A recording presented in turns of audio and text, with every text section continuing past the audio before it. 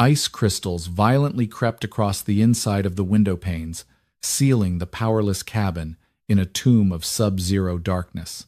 34-year-old Rachel clutched her two shivering children beneath a pile of thin, useless blankets, listening to the blizzard scream like a wounded animal through the pines. Her 7-year-old daughter's breathing was growing dangerously shallow, the emergency asthma inhaler completely empty. As the last embers in the hearth died out, freezing to death became a physical presence in the room. Suddenly, a heavy, deliberate pounding rattled the dead-bolted door.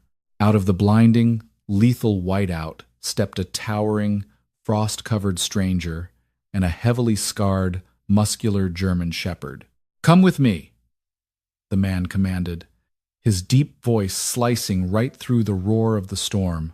The weather radio on the cramped kitchen counter had been issuing panicked, automated warnings since Tuesday, but by Thursday afternoon, the robotic voice had taken on a grim finality. The National Weather Service in Rapid City was calling it a once-in-a-generation atmospheric anomaly. A massive polar vortex had detached from the Arctic Circle, colliding with a moisture-heavy Pacific storm system right over the Black Hills.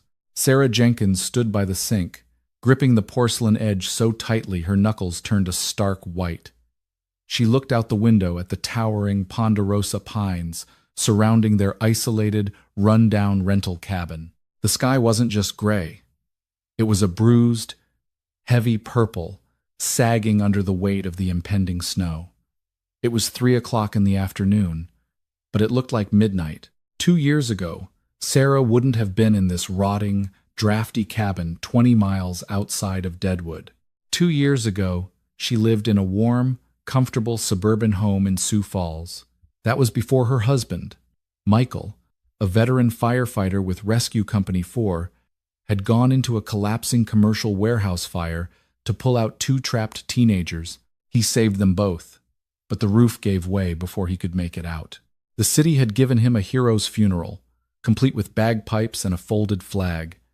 But heroism didn't pay the mounting medical bills from his final, agonizing 3 days in the burn unit. It didn't pay the predatory variable rate mortgage they had been tricked into. Bankruptcy had followed tragedy with brutal efficiency.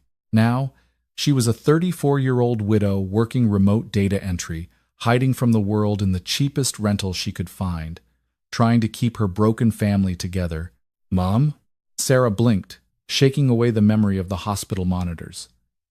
She turned to see her 10-year-old son, Ben, standing in the doorway of the kitchen. He was wearing his oversized winter coat, a hand-me-down from a charity drive. Ben had grown up too fast since Michael died. He had stopped playing with his action figures and started asking questions about the grocery budget. "Yeah, buddy?" Sarah forced a reassuring smile, wiping a stray tear from her cheek before he could see it. "The woodpile is getting low," Ben said, his brow furrowed in a perfect imitation of his late father's serious expression. "I went out to grab some more, but a lot of it is rotted through. It just smokes when I try to break it up. Should I try to chop the bigger logs by the shed?" Sarah's heart sank. She had bought a cord of wood from a local supplier in October, but she hadn't known enough to check if it was properly seasoned. Half of it was green, and the other half was waterlogged. "No, sweetie. It's too cold out there right now, and the wind is picking up. We'll make do with what we have inside. Go check on your sister." "Lily's coughing again," Ben reported, his voice dropping to a concerned whisper. The deep kind, panic, cold and sharp, spiked in Sarah's chest. Lily, her 7-year-old, had severe, cold-induced asthma. In a warm, climate-controlled environment, it was manageable. Out here, with the drafty floors and the dropping barometric pressure, her lungs were a ticking time bomb.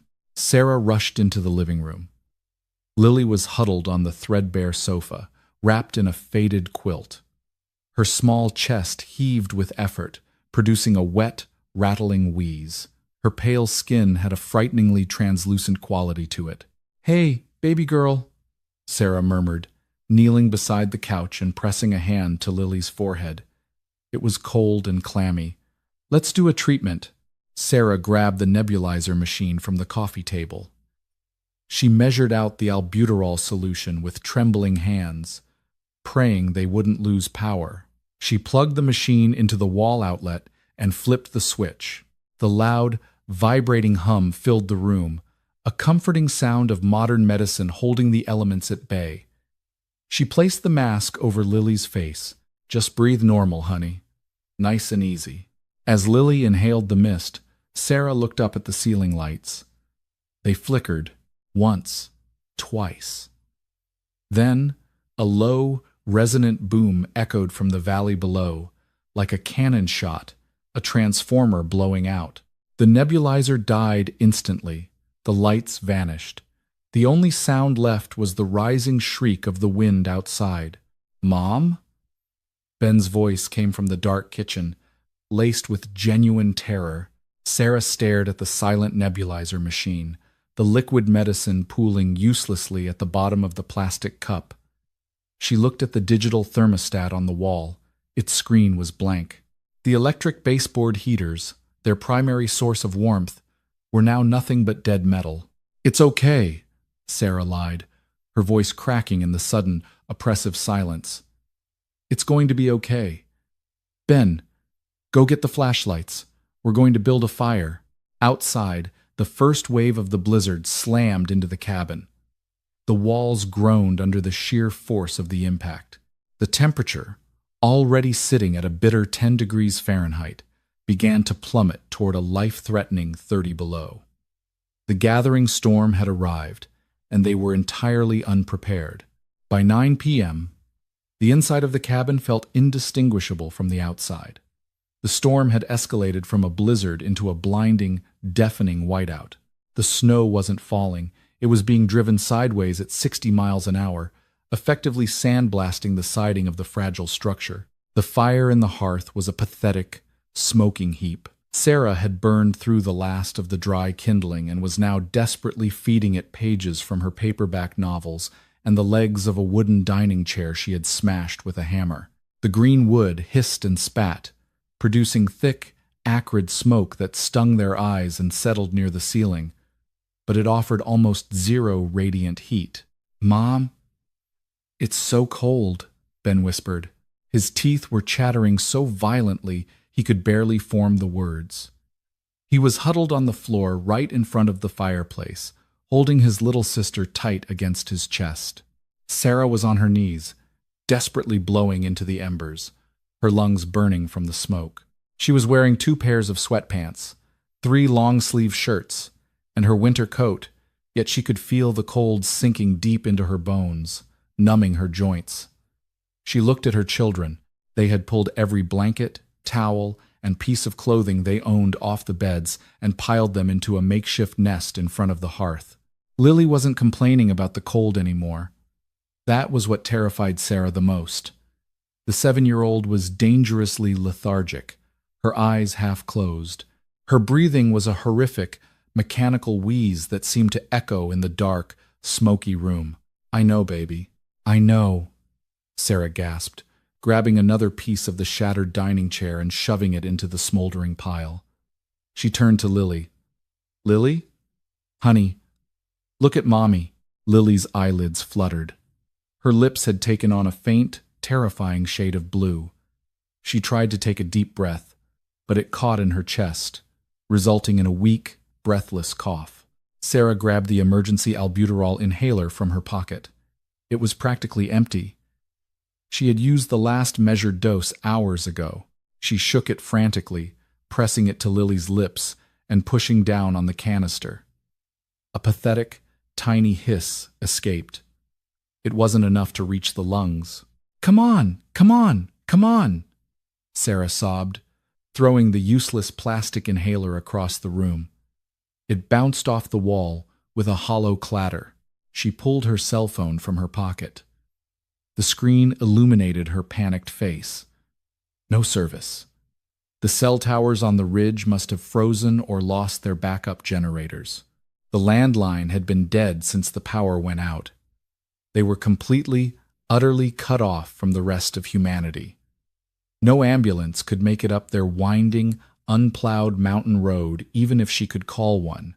The snowplows would have been pulled off the roads hours ago to save the drivers' lives. "Mom," Ben said, his voice trembling, "is Lily going to die?" The bluntness of the question from her 10-year-old son hit Sarah like a physical blow. She looked into his terrified eyes, illuminated by the dying, red glow of the embers. He deserved the truth, but she couldn't give it to him. She couldn't break.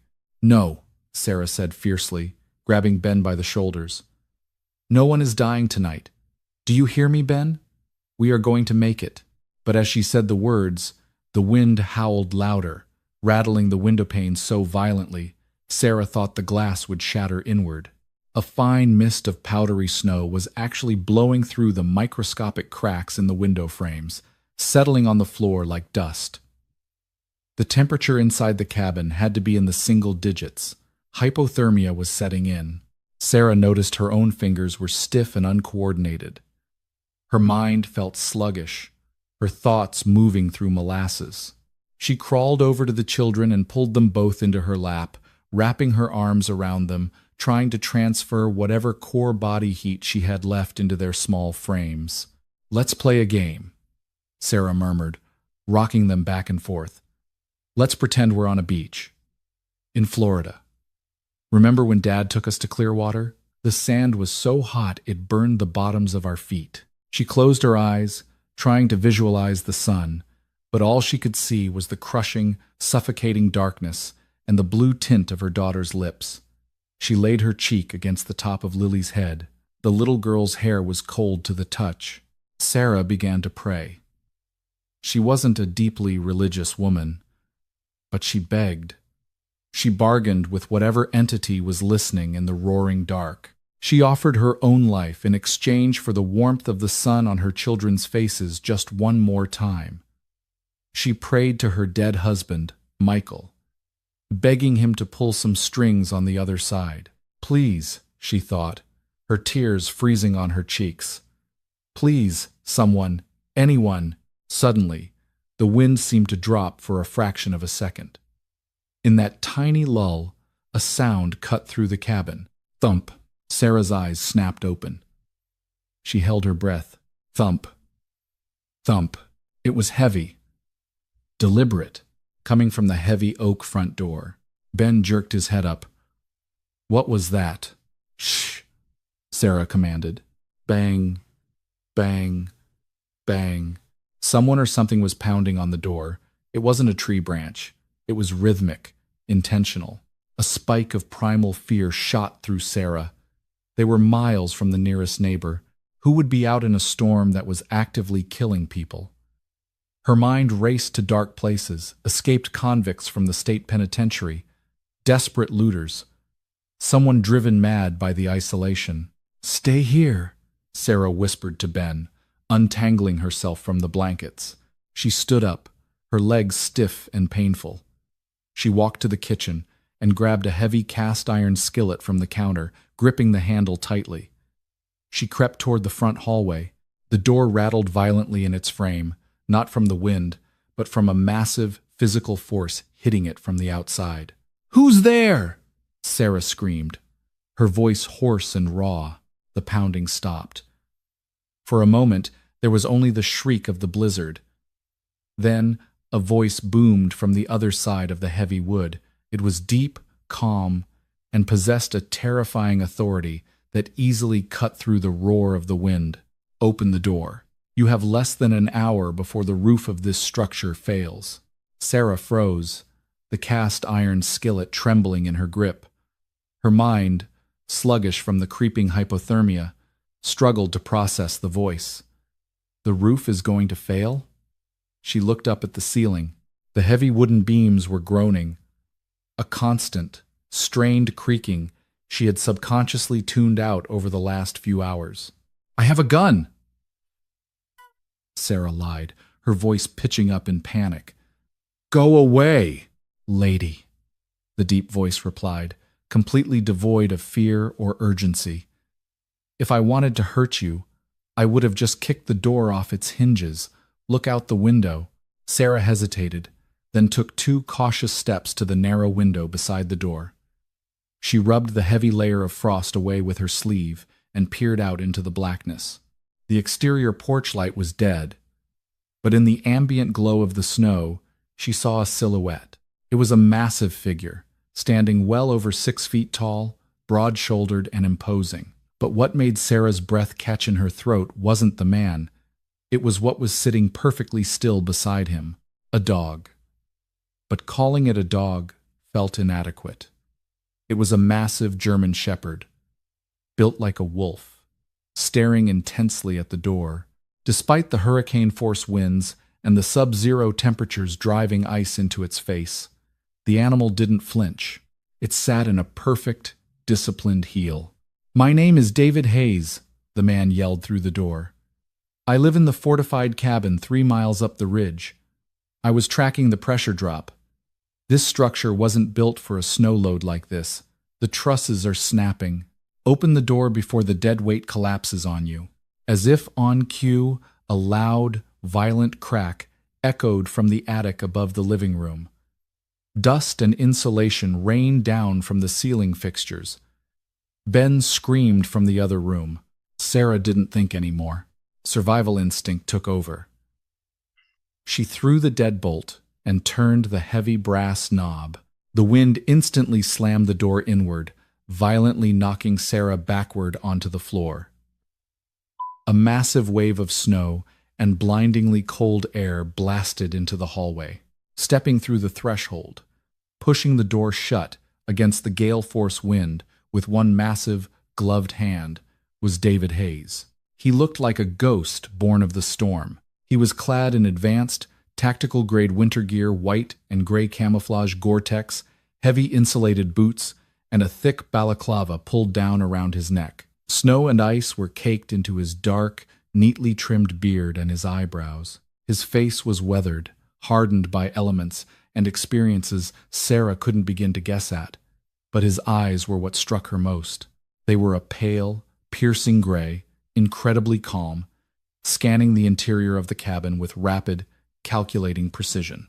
It was the look of a man who was entirely comfortable in the middle of chaos. Beside him, the German shepherd stepped inside. The dog shook the snow from its dark, sable coat. As it turned its head, Sarah gasped. The left side of the dog's face was heavily scarred, a thick web of white tissue that ran over a milky, blind left eye. Yet it moved with a silent, predatory grace. "Titan, stay," David commanded softly.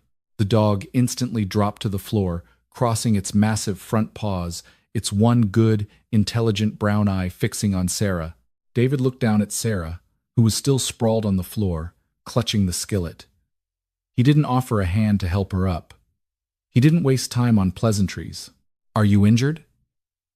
"No," Sarah stammered, scrambling to her feet, her teeth chattering uncontrollably. "Who are you? How did you—" "I told you. David Hayes," he said, stepping past her into the living room. His heavy boots crunched on the frost that had formed on the hardwood floor. His eyes immediately locked onto the huddled pile of blankets near the dead fireplace. He moved with startling speed for a man his size. He dropped to one knee beside Ben and the unmoving form of Lily. "Hey, get away from them!" Sarah screamed, dropping the skillet and rushing forward. David ignored her. He pulled his thick outer glove off with his teeth and pressed 2 bare fingers against Lily's carotid artery. He leaned his ear close to her mouth, listening. "Mom!" Ben cried, terrified of the giant stranger. "It's okay, Ben," Sarah said, though she had no idea if it was. She grabbed David's shoulder, trying to pull him back. It felt like grabbing a block of granite. David turned his head, his gray eyes locking onto Sarah's panicked face, cyanosis in the lips and nail beds. Shallow, labored respiration. Audible stridor. She's in a severe asthmatic crisis and advancing stages of hypothermia. Where is her rescue inhaler? Sarah blinked, stunned by the clinical, rapid-fire assessment. He sounded like a paramedic or a combat medic. It's empty. We don't have power for the nebulizer machine." David let out a slow, controlled breath, his breath pluming in the freezing air of the living room. He looked up at the ceiling. Another ominous creak echoed through the wood, followed by a shower of drywall dust. The structural integrity of this roof is compromised by at least 60%, David stated flatly. The main support beam in the attic has buckled. When the wind shifts from the north, it will create a vacuum effect, and a vacuum will pull the roof down. You have maybe 20 minutes before this entire cabin pancakes. Sarah stared at him, the reality of his words fighting through her frozen, panicked mind. We can't leave. Look outside. It's 30 below zero. She'll freeze to death in minutes. She's dying right now, David said bluntly, pointing a thick finger at Lily. The absolute lack of sugarcoating was jarring. Her core temperature is dropping. Her airway is constricting. Remaining here is 100% mortality rate for all three of you. He stood up, towering over Sarah.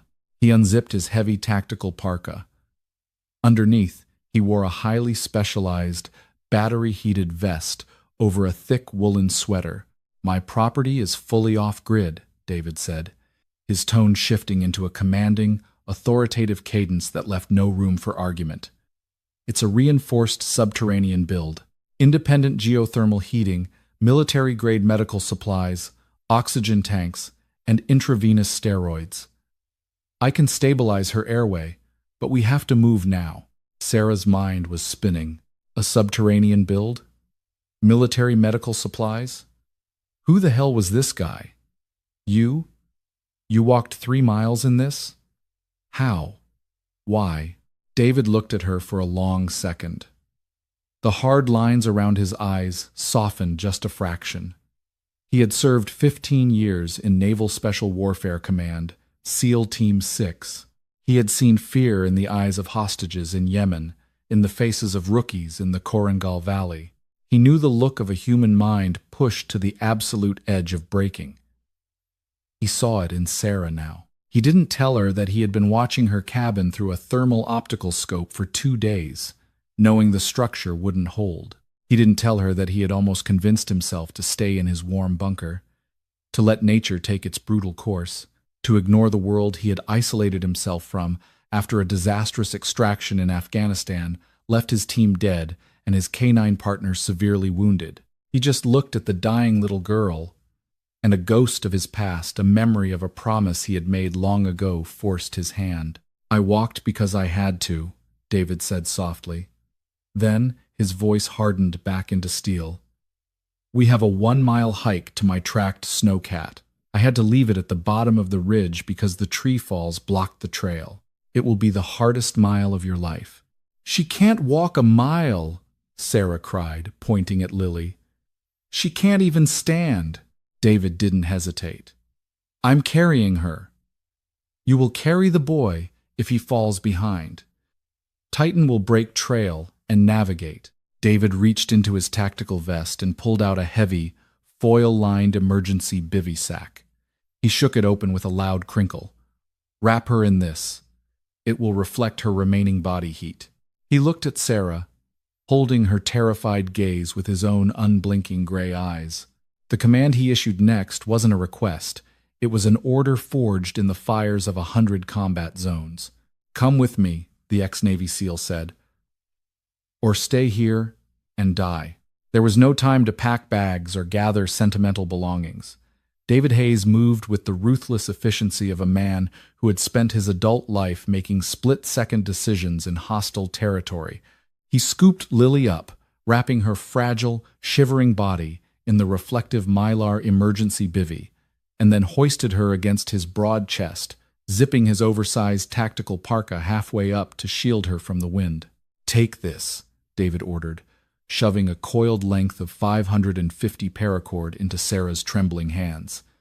He clipped one end to a heavy carabiner on his belt. Tie it around your waist. Tie the other end to the boy. Do a bowline knot if you know it, a square knot if you don't. We do not separate. If you drop the line in this whiteout, you will be lost in 5 seconds, and I will not be able to find you. Sarah's fingers were so numb she could barely manipulate the cord, but raw adrenaline forced her muscles to comply. She secured the line around her waist and then looped it securely around Ben, pulling him close. "I'm scared, Mom," Ben whimpered, his teeth clicking together loudly. "I know, baby. Stay right behind me.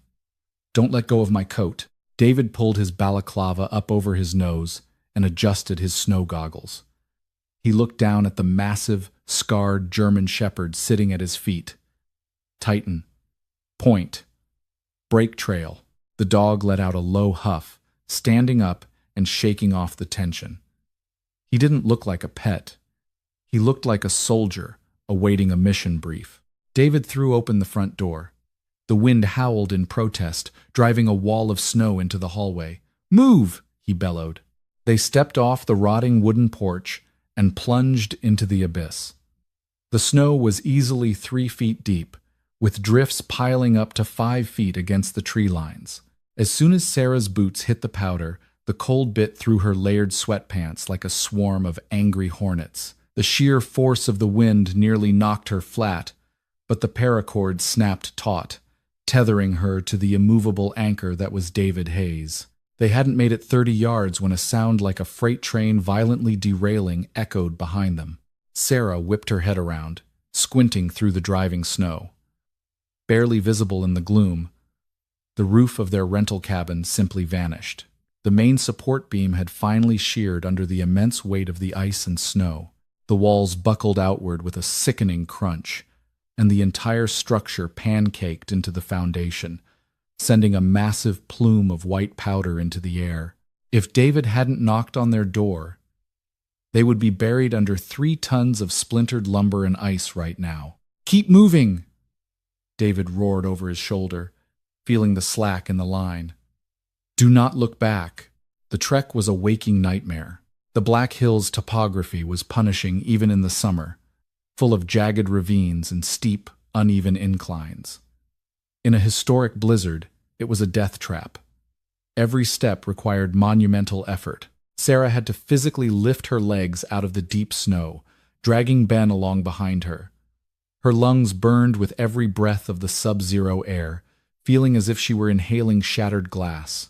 Ahead of them, Titan was a marvel of biological engineering and rigorous military conditioning. The dog plowed through the chest-high snow, using his massive shoulders to pack down a narrow trench for David to follow. Titan didn't rely on sight in the blinding whiteout. He navigated by memory, terrain contour, and the scent trail of their outbound path, ignoring the hurricane-force winds that threatened to blow him off course. 10 minutes in, Sarah stumbled over a buried log and fell hard, plunging face first into the snow.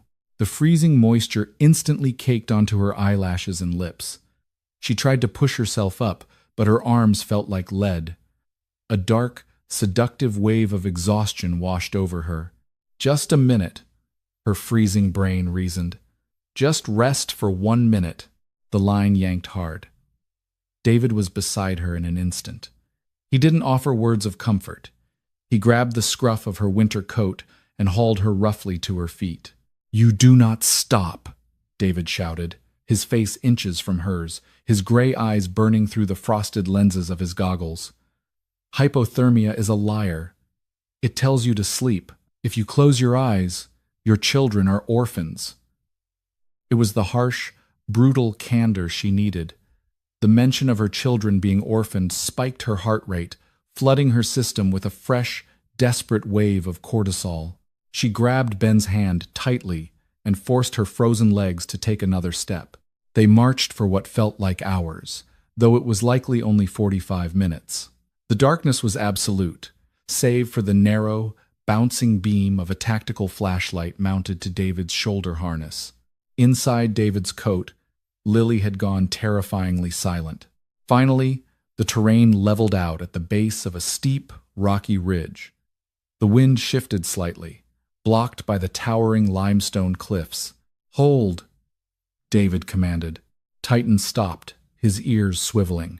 Through the swirling snow, a massive, blocky shape materialized. It wasn't a truck. It was a Hägglunds Bandvagn 206, a specialized, articulated tracked vehicle used by NATO forces for extreme Arctic warfare. It was painted flat white, blending perfectly into the storm. But as they drew closer, David let out a sharp, bitter curse. A massive ponderosa pine, its roots completely compromised by the freezing ground and the gale winds, had snapped halfway up the trunk. The top half of the massive tree had crashed down directly over the front cab of the Snowcat, pinning the driver's side door shut and burying the windshield under hundreds of pounds of frozen timber and deadly, sharp branches. They were trapped. "Get against the leeward side of the rear cab," David yelled, unhooking the carabiner from his belt and shoving Sarah and Ben toward the back half of the articulated vehicle. The rear troop carrier section offered a vital windbreak. David unzipped his parka just enough to carefully pull Lily out. She was frighteningly still, wrapped tightly in the mylar. He handed the bundle to Sarah. "Keep her against your skin. Do not let that mylar open," he commanded. Sarah took her daughter, her heart plummeting. Lily weighed almost nothing. Her skin was the color of skim milk, and her breathing was barely perceptible, a faint, shallow rattle that terrified Sarah more than the howling wind.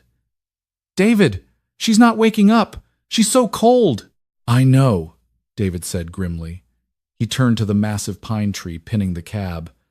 He didn't have time to systematically chop it apart with an axe.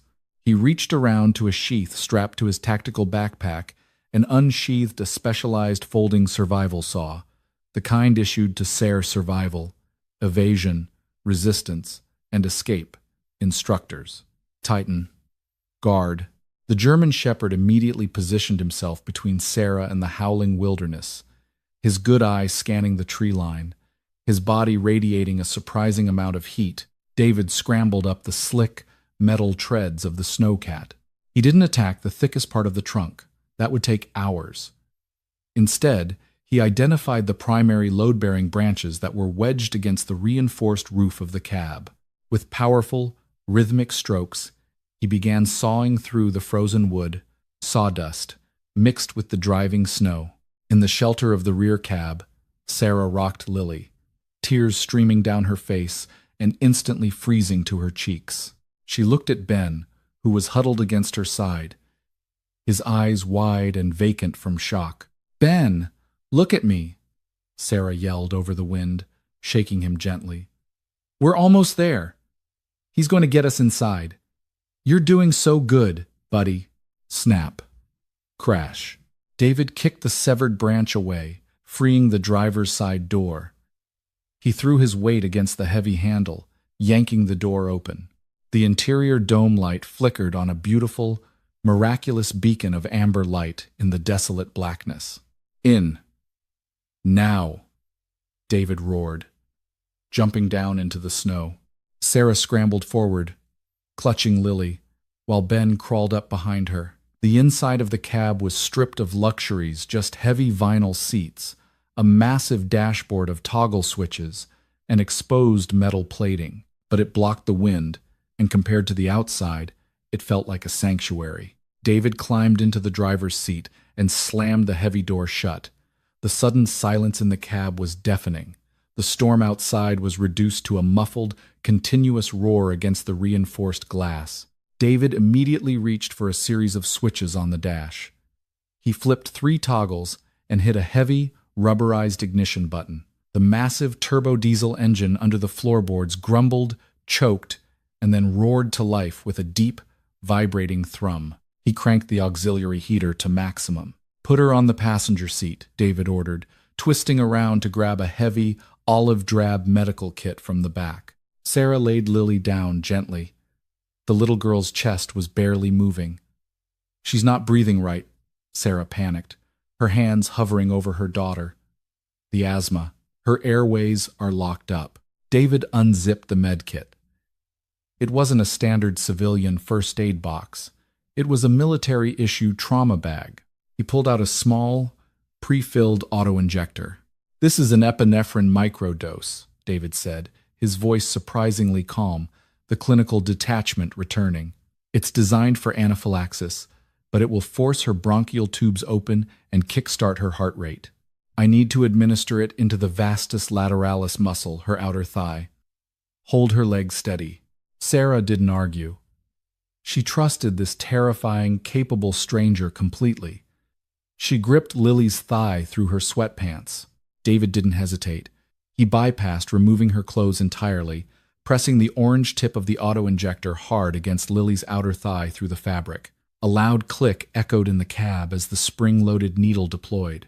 He held it there for a count of 3, then pulled it away. For 5 agonizing seconds, nothing happened.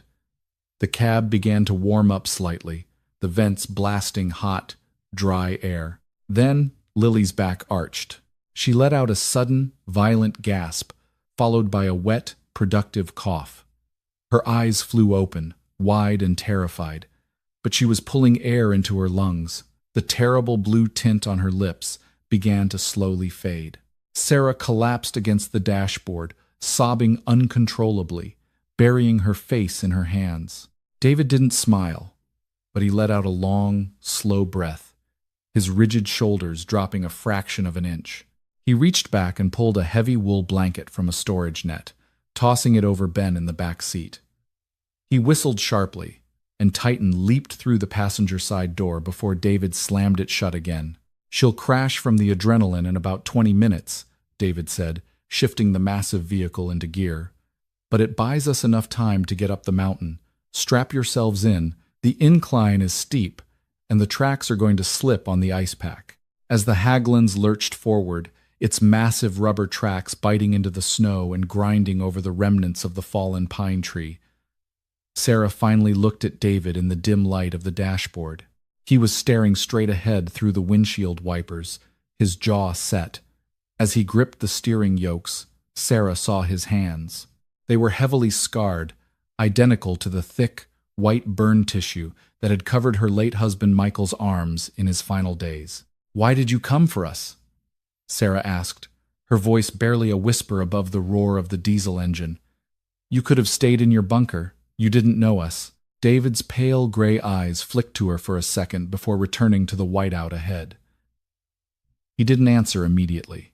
He navigated a treacherous switchback, the heavy machine sliding dangerously close to the edge of an unseen drop-off before the tracks caught traction again. 3 years ago, in the Shah Wali Kot district of Afghanistan, I made a call that cost 4 of my men their lives, David said, his voice devoid of emotion, though the grip on the steering yoke whitened his knuckles. I couldn't get them out of the snow. I couldn't carry them all. He looked down at Titan, who was resting his heavy head on David's thigh. "I don't do well with leaving people in the snow anymore, Mrs. Jenkins. Now, hold on.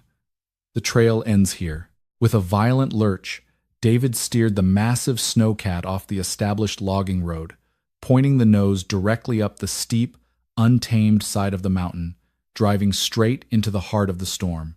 The Haglund snowcat did not conquer the mountain gracefully. It fought for every single inch. The massive treads slipped and shrieked against hidden sheets of ice beneath the powder, sending violently jarring vibrations through the stripped-down cabin. Outside, the blizzard had reached a terrifying crescendo, the wind screaming at over 80 miles an hour, transforming the world into an opaque, lethal wall of white. In the passenger seat, the woman who had introduced herself as Sarah Jenkins clutched her daughter, Lily. The shot of epinephrine had worked a violent miracle. Lily was breathing shallow, ragged, but consistent, though the sheer exhaustion of the ordeal had pulled the 7-year-old into a deep, unresponsive sleep. In the back, 10-year-old Ben was curled beneath the heavy wool blanket, his eyes wide and vacant, locked onto the scarred, massive form of Titan. The German Shepherd lay perfectly still across the vibrating floorboards, offering a silent, grounding presence. The man who called himself David Hayes wrestled with the twin steering yokes, his heavily scarred hands cramping from the sheer physical exertion of keeping the 10-ton machine from sliding backward into the abyss. "Almost there," he muttered, more to himself than to his passengers. Suddenly, the steep incline leveled out.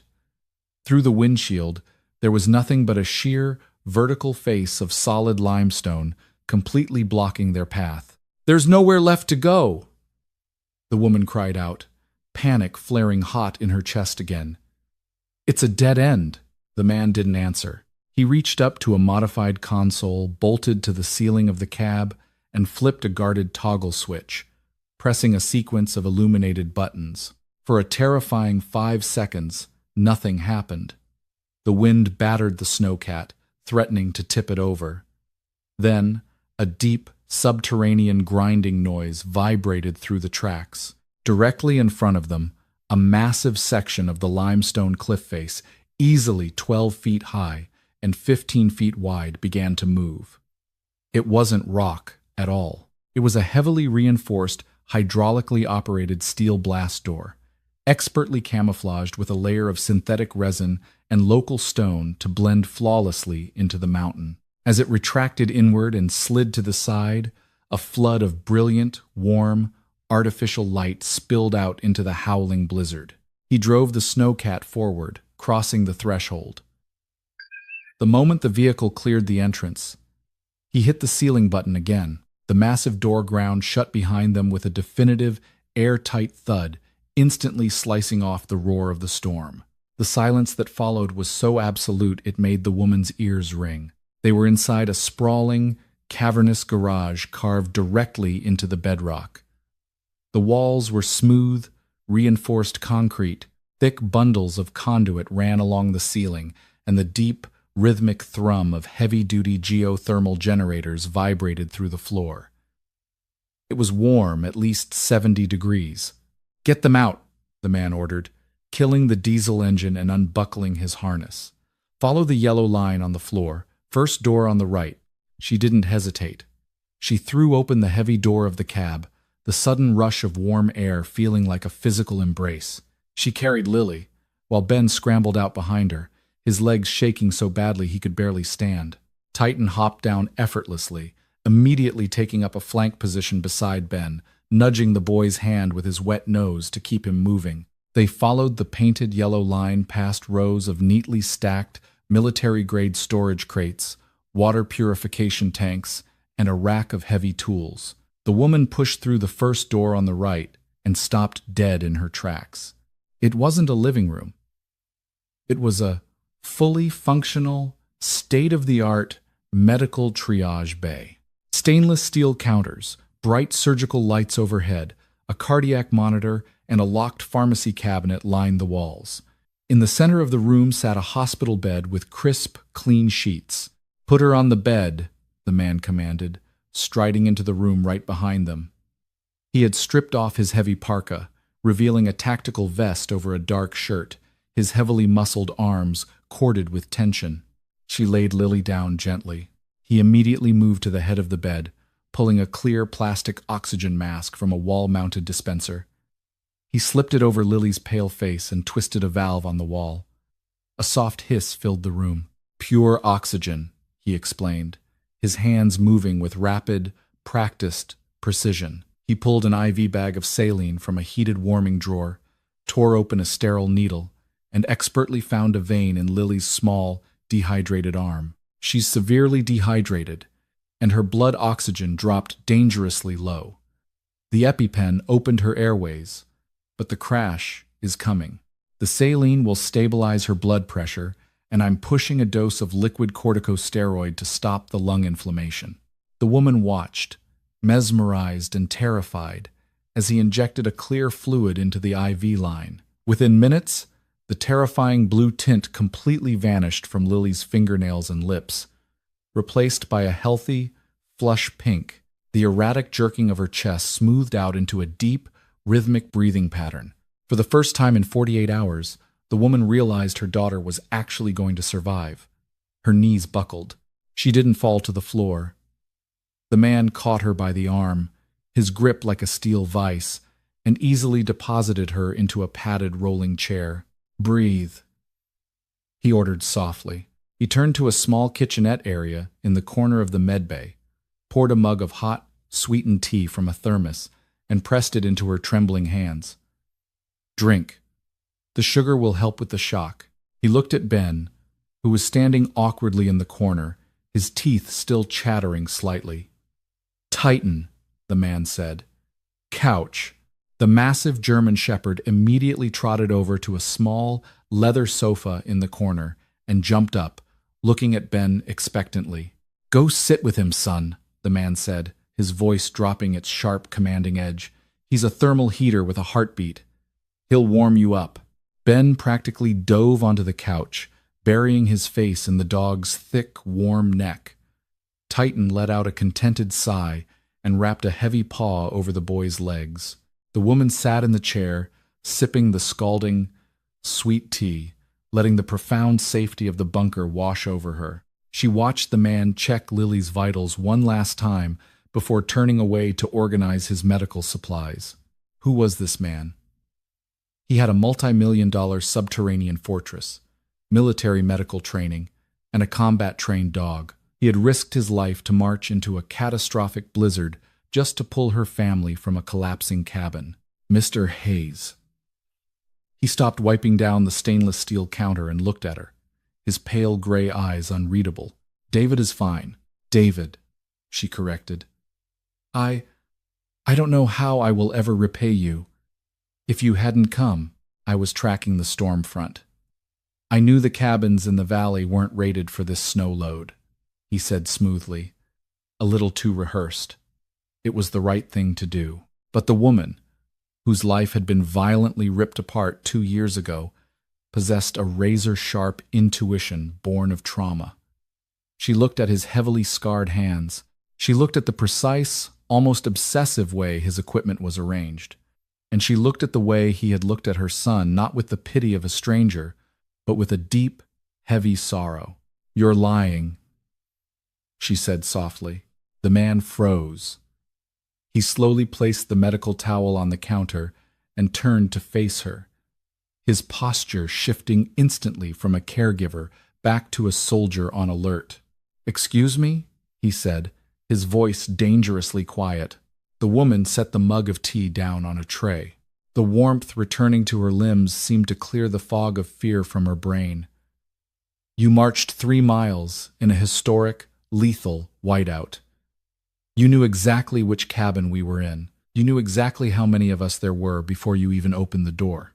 And you didn't flinch when I told you my daughter had cold-induced asthma. You already had the exact microdose of epinephrine ready in your outer pocket." She stood up, her legs shaky but her gaze steady. "You didn't come down the mountain to save strangers, David. You came for us." He stared at her for a long, heavy moment. The only sounds in the room were the steady hiss of Lily's oxygen and the distant hum of the generators. He let out a slow, heavy sigh, the broad shoulders slumping slightly as if a massive, invisible weight had finally crushed him. "You're right," he said. He reached up and rubbed his face with his scarred hands. "But you're lying too, because your name isn't Sarah Jenkins."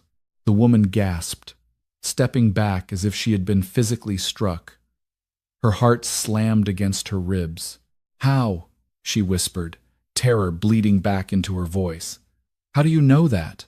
"Because," the man said, taking a step forward into the harsh light of the surgical lamps, "Sarah Jenkins is a ghost identity created by a desperate woman trying to outrun a very dangerous truth. Your real name is Rachel Collins. Your husband was Michael Collins. And I know that, because my name isn't David Hayes." He reached into his tactical vest, pulled out a small, worn leather wallet, and tossed it onto the medical counter between them.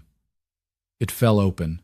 Inside was a faded, silver military identification card and a badge. "My name is John Sullivan," he said, his voice thick with an emotion Rachel couldn't quite place: guilt, perhaps, or profound grief.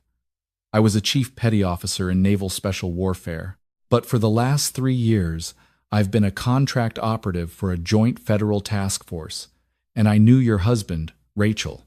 Rachel's world, which had just begun to stabilize, violently spun off its axis. "You knew Michael? That's impossible. Michael was a firefighter for the city of Sioux Falls. He didn't know anyone in the military or federal task forces. He died in a warehouse fire." "He didn't just die in a fire, Rachel," John said, his gray eyes locking onto hers with agonizing intensity. "He was murdered." Rachel gripped the edge of the counter, the room tilting dangerously. No, no, it was an electrical short. The official report said. The official report was a fabricated cover story to keep you and your children from being silenced, John interrupted, his voice laced with bitter anger. Michael wasn't just a firefighter. His company routinely conducted safety inspections on the shipping warehouses in the industrial district. 2 years ago, he found something he wasn't supposed to find in a commercial storage facility owned by a shell company, a massive transit hub for a human trafficking and fentanyl smuggling ring, run by a man named Victor Orlov. Rachel couldn't breathe. The air in the room suddenly felt too thick. She remembered Michael coming home late those last few months, looking pale, exhausted, constantly checking the locks on the doors. She had thought it was just the stress of the job. Michael was a good man, John continued softly. Too good. Instead of looking the other way, he went to the FBI. He became a confidential informant. Our task force was assigned to handle him, to use his access to map Orlov's network. I was his handler. John looked down at his severely burned hands, the phantom pain clearly flaring up. We got sloppy, John whispered, the absolute devastation of the memory cracking his iron facade. Orlov's people found out. They didn't just start a fire to destroy the evidence. They set a trap. They lured Michael's engine company to that warehouse, locked the exterior blast doors, and ignited the accelerant. I was on the perimeter overwatch. I tried to breach the loading dock to get him out. That's how I got these, he said, holding up his scarred hands. But I was too late. I pulled out the 2 teenagers they had chained inside as bait, but the roof collapsed on Michael. Tears streamed down Rachel's face, hot and fast. The narrative she had clung to the tragic, heroic death of a firefighter was violently torn away, replaced by a dark, terrifying reality. After Michael died, John said, pacing the room, the energy radiating off him like heat from a furnace, Orlov's fixers started looking into his family. They started looking for you, Rachel. The debt collectors that suddenly harassed you, the foreclosure on your house, the strangers asking questions at your old job. That wasn't bad luck. That was Orlov trying to flush you out to see if Michael had told you anything. Rachel collapsed back into the chair, burying her face in her hands, her shoulders heaving with silent sobs. I didn't know, she cried. I didn't know anything. I just got so scared. The men parked outside our house at night. I took the life insurance money, bought fake IDs on the dark web, and ran. I just wanted to keep my kids safe. You did exactly what you were supposed to do, John said gently, stepping closer. You went off the grid.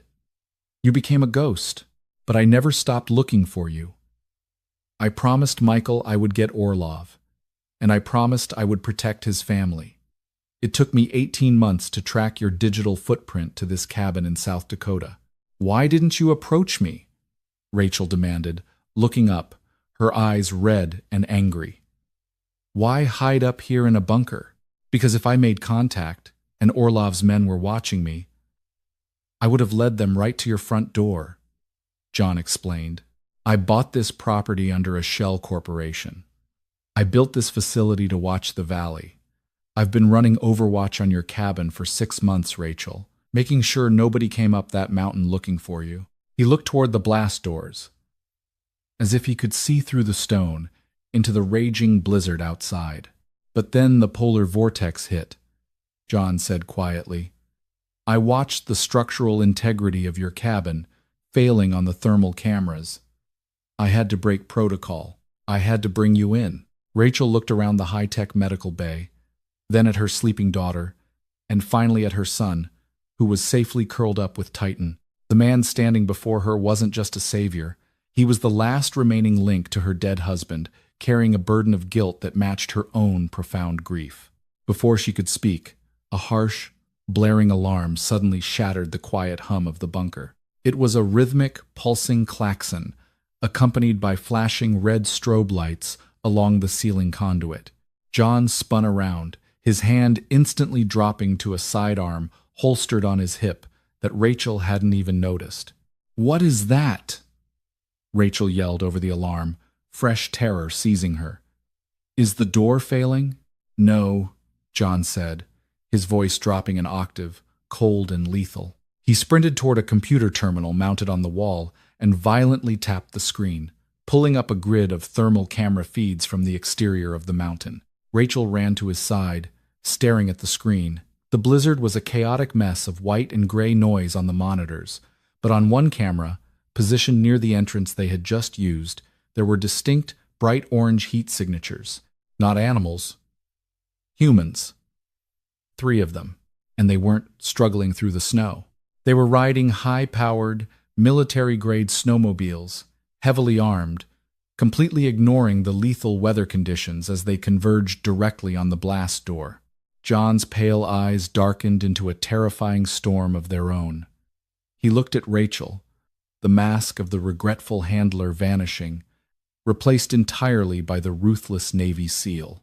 "Orlov's men," John said grimly. "They didn't track me. They tracked the GPS transponder in the Haglunds when I turned the engine on." He racked the slide of his sidearm, the metallic clack cutting through the blaring alarm. "Stay with your children, Rachel," John ordered, turning toward the heavy reinforced door that led back out to the garage. "I made Michael a promise. Nobody else dies tonight." The blaring klaxon of the perimeter alarm instantly transformed the quiet sanctuary of the medical bay into a war zone. John didn't panic. He simply transitioned. The sorrowful handler vanished, replaced entirely by a Tier 1 operator moving with terrifying, lethal economy. He stepped to a biometric wall safe beside the pharmacy cabinet and pressed his thumb to the scanner. It hissed open to reveal a cache of weaponry. John pulled out a suppressed 9mm Glock 19, racked a round into the chamber, and slammed it onto the stainless steel counter in front of Rachel. "The safety is off." "Point and squeeze," John ordered, his voice cutting through the wailing alarm with absolute authority. "Lock this door behind me. Do not open it for anyone but me or the dog. If the handle turns and you don't hear my voice, empty the magazine through the center of the wood." Rachel stared at the weapon, her hands shaking violently. But as she thought of Michael dying in that warehouse and the ruthless men who had hunted her family, the paralyzing terror eclipsed into a white-hot, protective fury. She grabbed the cold, heavy grip of the pistol. "Understood," she whispered. John nodded. "Tighten. Weapons free." The massive German shepherd's demeanor snapped. His hackles raised into a rigid ridge, lips pulling back to reveal dagger-like teeth. A guttural snarl vibrated in his chest as he flanked John, his one good eye locked onto the corridor. John slipped out, and Rachel immediately threw the heavy deadbolt, plunging herself and her children into a terrifying waiting game. Out in the cavernous garage, John sprinted to the main breaker panel and killed the overhead lights. The subterranean bunker plunged into near-total darkness, illuminated only by the faint red glow of the emergency strobes. He drew a suppressed M4 carbine from a secondary rack and slipped on panoramic night vision goggles. Through the green phosphor optics, the massive steel blast door glowed with ambient cold. But at the top right corner, a blinding white heat signature was rapidly blooming where the air intake ventilation shaft bypassed the main hydraulics. Thermite. They knew they couldn't breach the vault door, so they were burning through the limestone's structural weakness.